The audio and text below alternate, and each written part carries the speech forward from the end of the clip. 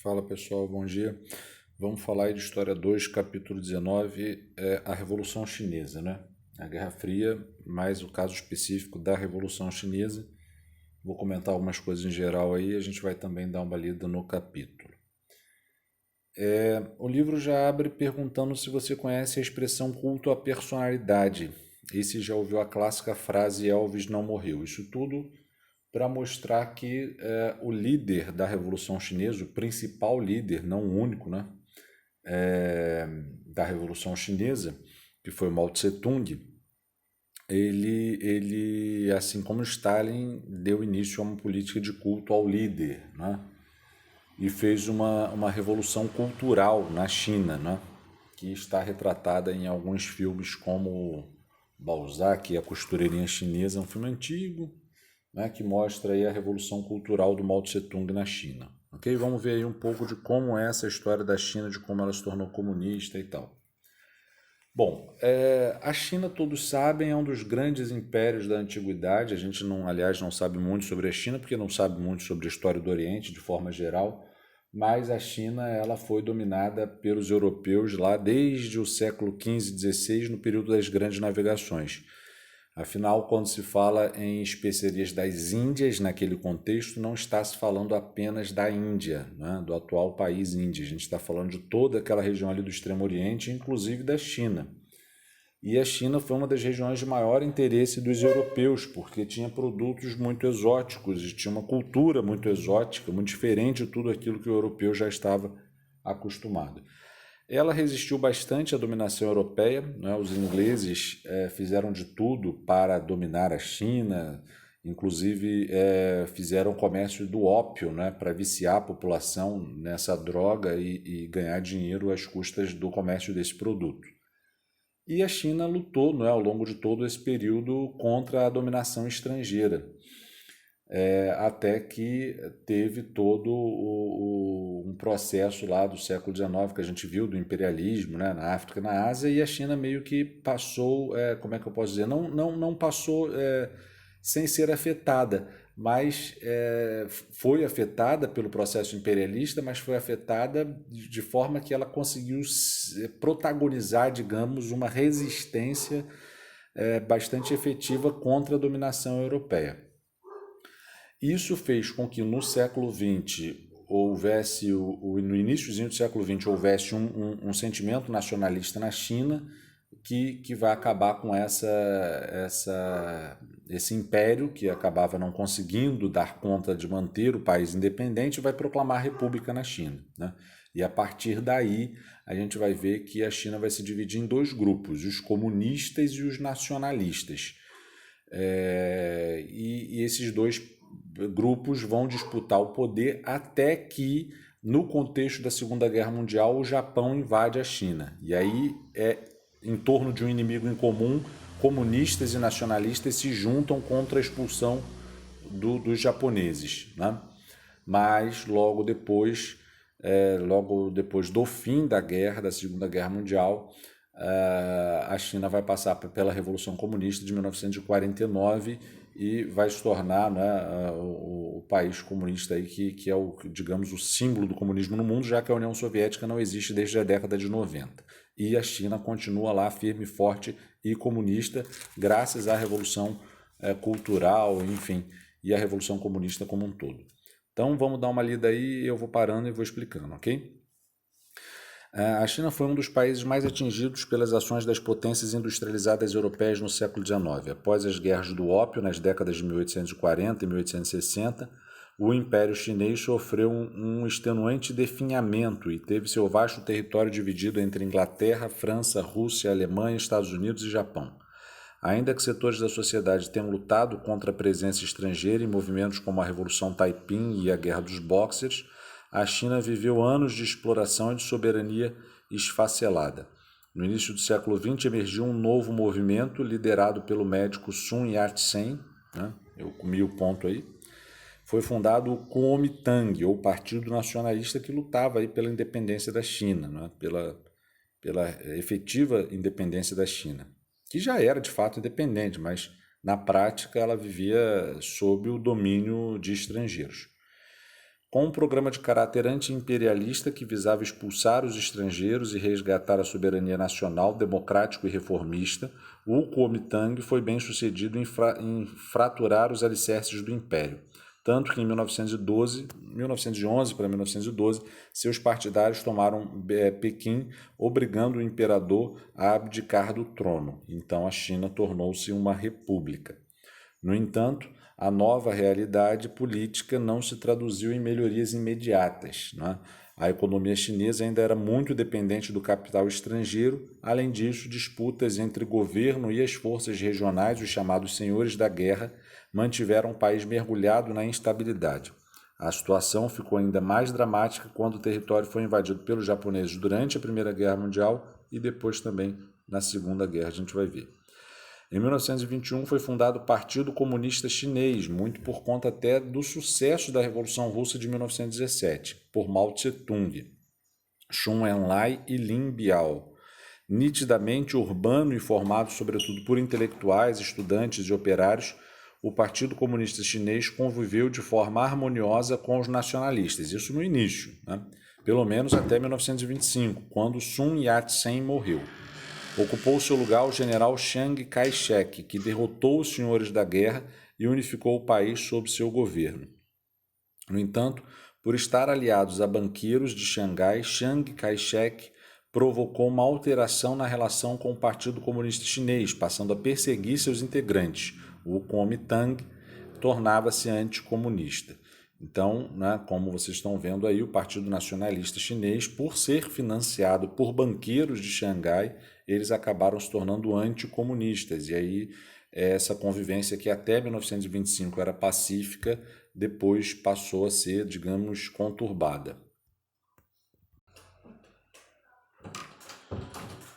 Exemplo disso foi o episódio ocorrido em Xangai em 1927, quando os comunistas tomaram o poder. As lideranças do Partido Comunista Chinês concordaram em entregar Xangai ao Kuomintang, que estava no governo. No entanto, as tropas nacionalistas, ao chegarem à região, empreenderam, por ordem do Chiang Kai-shek, que era financiado pelos banqueiros, uma verdadeira caça aos comunistas. O mesmo ocorreu em outras cidades chinesas, ainda que em menor escala. Tal episódio ficou conhecido como o Massacre de Xangai. Então, o Massacre de Xangai foi esse massacre aí dos comunistas perpetrado pelo Partido Nacionalista Chinês. E teve como consequência 300 mortes confirmadas e 5.000 desaparecimentos. Chiang Kai-shek estava determinado a levar adiante sua política anticomunista. Por outro lado, daquele momento em diante, a despeito dos apelos da União Soviética, que advogava em solução negociada para a escalada de rivalidades, o PCC afastou-se do Kuomintang, do Partido Nacionalista. A distância e a rivalidade entre os dois grupos ficou ainda mais nítida nos anos de 1930, quando os comunistas passaram a ser liderados por Mao Tse-tung. Mao Tse-tung provocou uma significativa mudança na direção política do Partido Comunista Chinês, quando passou a defender o abandono das cidades e a interiorização das comunas e considerou os camponeses como a verdadeira classe revolucionária da China. Isso não foi à toa, né? Foi porque a população chinesa era majoritariamente camponesa, então ele precisava, para ter sucesso no seu ideal revolucionário, ter o apoio da maioria. Vale lembrar que o campesinato representava aproximadamente 90% da população, né? Como eu acabei de dizer. Essa nova perspectiva fez o número de filiados ao PCC crescer significativamente. Então, o PCC não é a organização criminosa lá de São Paulo, não, é o Partido Comunista Chinês.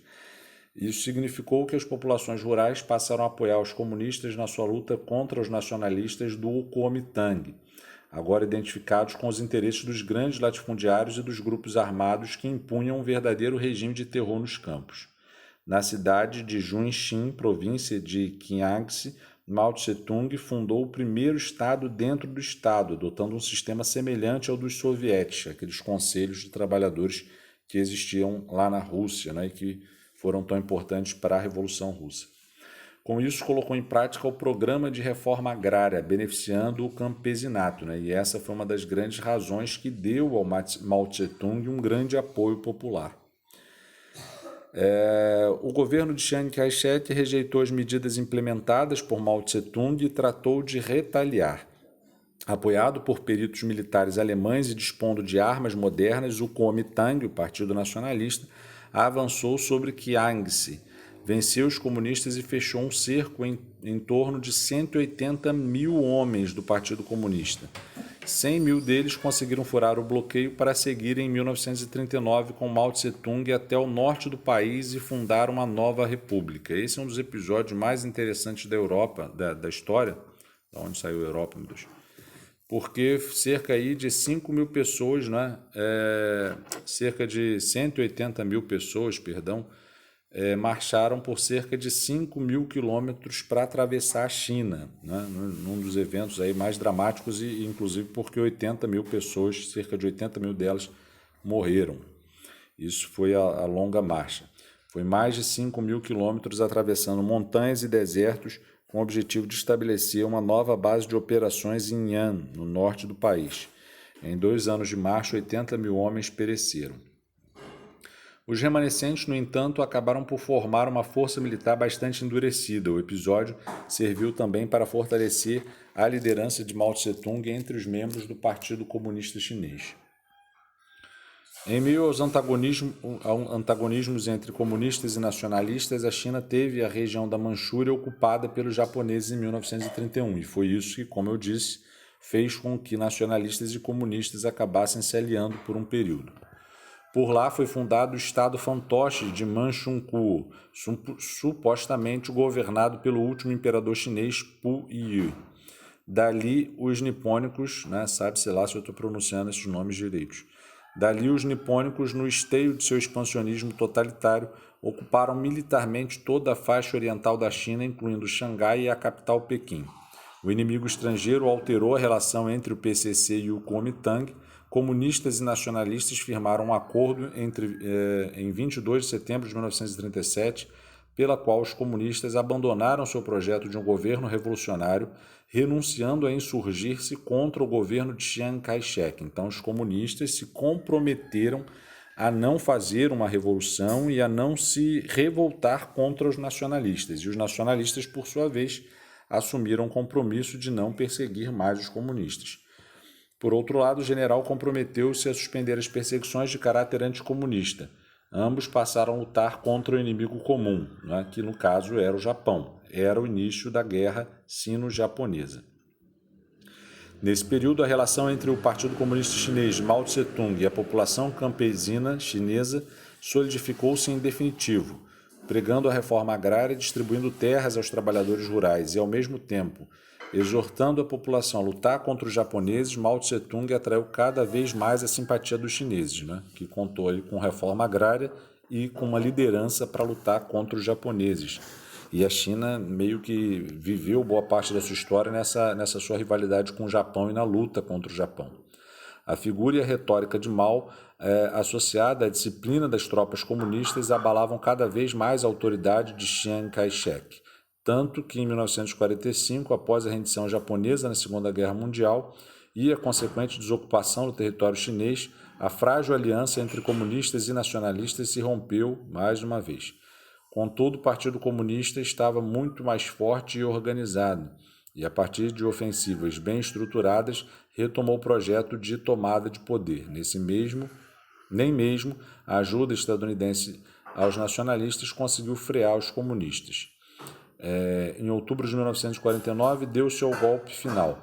As tropas comunistas entraram vitoriosas em Pequim e logo depois nas demais grandes cidades chinesas. Era a vitória do Partido Comunista e de Mao Tse-tung e a proclamação da República Popular da China. Isso tudo em 1949, após a derrota do Japão e a expulsão deles do território chinês, como foi dito aí acima. Chiang Kai-shek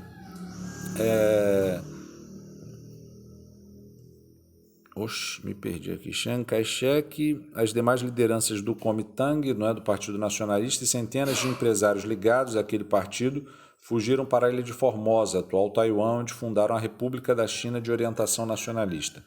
Tal manobra foi imediatamente reconhecida pelos Estados Unidos e Formosa teve assento na Assembleia Geral e no Conselho de Segurança da ONU, já que era uma forma aí que os Estados Unidos tinham de dar uma força para esses nacionalistas que foram para Taiwan. Aí a gente vai ver o grande salto adiante, a revolução cultural, né, que o Mao Tse-tung vai adotar lá na China. Esse grande salto adiante é um plano que ele vai adotar, tipo os planos quinquenais do Stalin, né? Ele vai seguir a orientação soviética de planificar a economia e vai projetar um desenvolvimento econômico para fazer um grande salto aí na economia chinesa. Com Mao Tse-tung no poder, a China passou entre 1949 e 1953 por um período de reconstrução marcado pela prisão e pela execução de milhares de criminosos de guerra, líderes do Kuomintang e latifundiários. Então, quem não era comunista, no geral, foi perseguido. Foi colocado em prática um processo de reeducação, né? Isso aí é um eufemismo para se referir como é que eu posso dizer? Até mesmo o processo que antecede a Revolução Cultural, que é o seguinte: todo mundo que estava lá e que era fechamento, que era apoiado, digamos assim, né, que se apoiava com os nacionalistas, teve que passar por um processo de reeducação no sentido de que teve que assimilar os ideais comunistas e esquecer, não é, os ideais capitalistas. Então, a Revolução Chinesa teve muito essa preocupação de tentar reeducar essas pessoas que haviam sido simpáticas aos nacionalistas. Foi colocado em prática um processo de reeducação com o objetivo de aproveitar a mão de obra qualificada de técnicos, administradores, profissionais liberais, médicos e cientistas que haviam servido ao Partido Nacionalista ou ao capital estrangeiro. Como o processo revolucionário foi fundamentalmente campesino, ou seja, no campo, também foi realizada uma intensa reforma agrária. Além disso, foram concedidos direitos às mulheres. Com o apoio de técnicos soviéticos, teve início em 1953 o primeiro plano quinquenal, que foi até 57, que priorizava a distribuição de terras por meio de formação de cooperativas camponesas e tornava a educação obrigatória. O objetivo era criar as bases necessárias para posterior enfoque à industrialização. Então, para o pensamento do Mao Tse-tung, a revolução era inicialmente camponesa, mas ela deveria abrir caminho para que a China se industrializasse. Observa-se como o caso chinês pretendia seguir o caminho inverso da Revolução Russa. A Rússia conferia ênfase à indústria de base e à coletivização dos campos. Entre 1958 e 62, desenvolve-se o segundo plano quinquenal, denominado por Mao Tse-tung como o Grande Salto Adiante. Considerado uma continuação do primeiro plano, visava a industrialização, né? Então, o foco desse segundo plano era a industrialização. Esse plano tinha como base reestruturar a produção rural, criando comunas com até 50 mil habitantes que deveriam produzir tudo o que fosse necessário, de gêneros agrícolas a produtos industrializados. Além disso, também foram criadas comunas populares, onde grupos de 20 mil pessoas eram responsáveis por toda a produção necessária ao autossustento, alimentos, roupas, calçados, postos de saúde, escolas e centrais elétricas. Então, é isso aí que vai ser, não é, digamos, a grande derrota do Mao Tse-tung, porque essas comunas não vão dar conta de produzir tudo isso, né? Alimento, roupa, calçado, e aí vai dar errado esse grande salto adiante, levando aí à morte de milhões de chineses, né? Por isso que o comunismo acaba sendo acusado de ter levado à morte milhões de pessoas.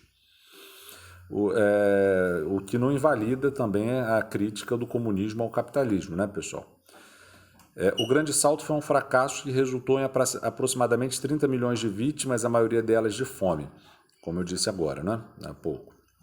Diversos fatores contribuíram para tal quadro: a oscilação entre secas e inundações, né, ou seja, questões climáticas, e o êxodo rural, que prejudicaram a população agrícola. Além disso, o sistema de transporte ferroviário ainda era insuficiente.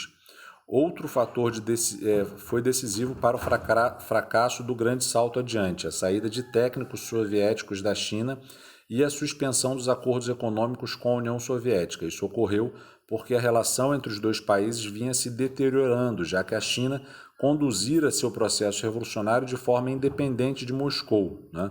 Além disso, Mao Tse-tung recusou-se a aceitar as propostas de desestalinização, processo soviético de denunciar os crimes cometidos por Stalin e enfraquecer a sua imagem frente aos comunistas, liderado pelo Nikita Khrushchev, que vai ser o cara que vai assumir lá na União Soviética após a morte do Stalin. O resultado do estremecimento das relações entre os países foi o rompimento das relações diplomáticas entre eles em 1960. Então a China rompe relações com a União Soviética, mas a China continua comunista, né? A questão é que ela não concordou com a desestalinização que vinha passando pela União Soviética após o governo do Khrushchev. Ainda que o primeiro-ministro Chun En-lai tivesse visitado a África e a Ásia em busca de soluções para os problemas gerados com o Grande Salto, seu insucesso mergulhou a China em uma fase de incertezas e instabilidade política. Mao Tse-tung perdeu então a condição de líder comunista, sendo deslocado para o Ministério da Educação, e na educação que ele vai conseguir fazer o seu grande trabalho para que ele voltasse ao poder, né? Vai ser no comando do Ministério da Educação que ele vai comandar a Revolução Cultural Chinesa. Sob a liderança de Deng Xiaoping, o país foi conduzido a um processo de modernização e industrialização, liberalizando o mercado, a produção rural e as pequenas e médias propriedades, tipo a NEP, lá do Lenin, né? A nova política econômica. Esse processo gerou duas consequências. Primeiramente, o fortalecimento da burocracia partidária em detrimento das comunas rurais, que perderam seu poder e influência.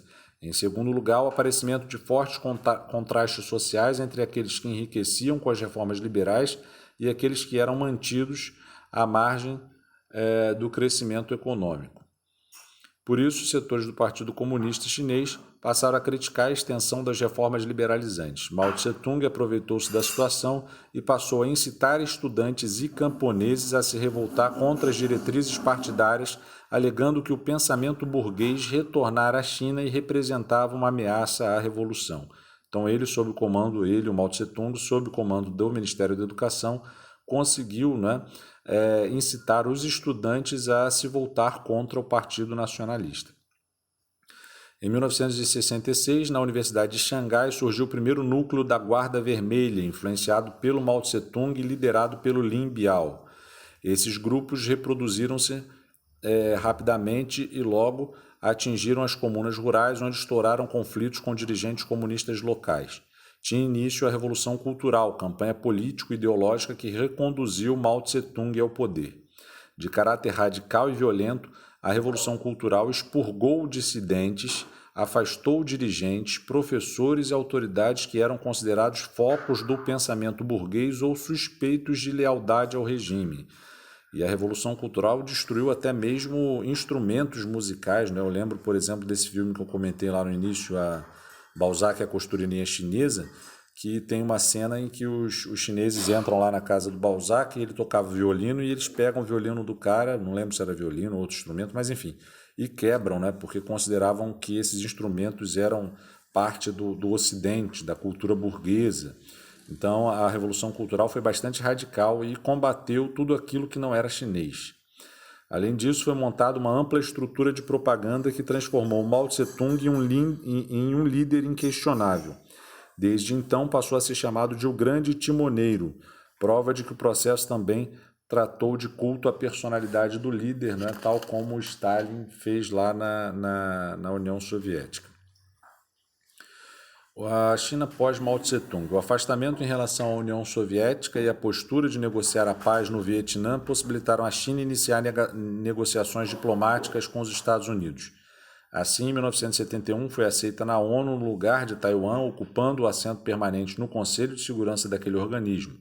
Em 1974, a Revolução Cultural foi oficialmente extinta.